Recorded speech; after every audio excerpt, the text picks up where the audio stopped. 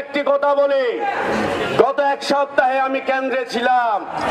প্রিয় নেতা আসলাম চৌধুরীকে সিগন্যাল দিয়েছে আপনি চূড়ান্ত তালিকার জন্য প্রস্তুত থাকেন।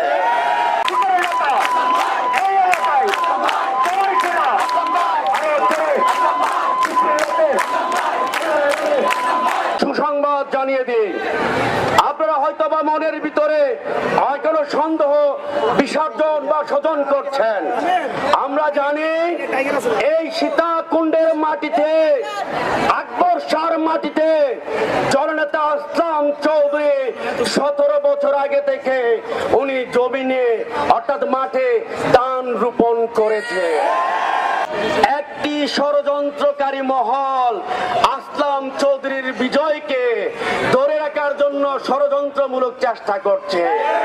এই দিল্লিতে বসে সেই দিল্লি থেকে আরেকখানে ফেরত আসা হবে না। আপনার আওয়ামী লীগ, যুবলীগ, স্বেচ্ছাসেবক লীগ যাদের নিষিদ্ধ করেছে তাদেরকে ঘর থেকেও নিষিদ্ধ করা হবে। আমাদের নেতা আসলাম চৌধুরীকে বিজয়ের মালা পরিয়ে আগামী সংসদ সদস্য করে মন্ত্রী পদমর্যাদায় এগিয়ে নিয়ে যাবে।